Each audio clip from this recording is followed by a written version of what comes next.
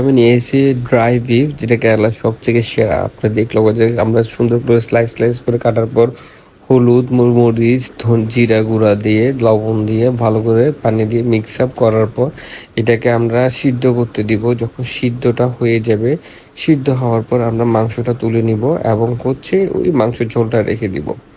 তো আমরা মাংসটা সুন্দর করে স্লাইস করে কেটে একদম ছোট করে পিস করে ফেলবো, যাতে যাতে মসলা ভালো করে ঢুকে দেবো। মরিচের গুঁড়া, হলুদের গুঁড়া, ধনিয়া গুঁড়া, জিরা পাখি, গরম মশলা, দেন আদা রসুন পেস্ট, তারপর পাঁচ মশলা দিয়ে চস, সয়া চস, দেন লবণ এবং ওই আমাদের সিদ্ধ করা ইয়াটা দেওয়ার পর কারি পাতা দিয়ে ভালো করে মিক্স আপ করে নাড়িয়ে নেব। নাড়িয়ে নেওয়ার পরে একটুখানি ধৈর্য ধরবো, তারপর মাংসটা মিক্স আপ করবো। মাংসটা যখন মিক্স আপ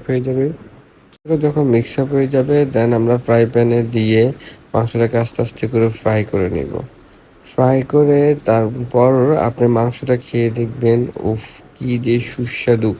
আপনি এটার টেস্ট কল্পনা করতে পারবেন না। এর জন্য আপনাদের জন্য নতুন একটা রেসিপি নিয়ে আসছি, একদম ইউনিক। সেটা হচ্ছে কেরালার রেসিপি। এটা না খেলে মিস করবেন প্রচুর পরিমাণে। এই ভিডিওটা ফুললি দেখবেন এবং এটা খেয়ে জানাবেন কেমন হয়েছে।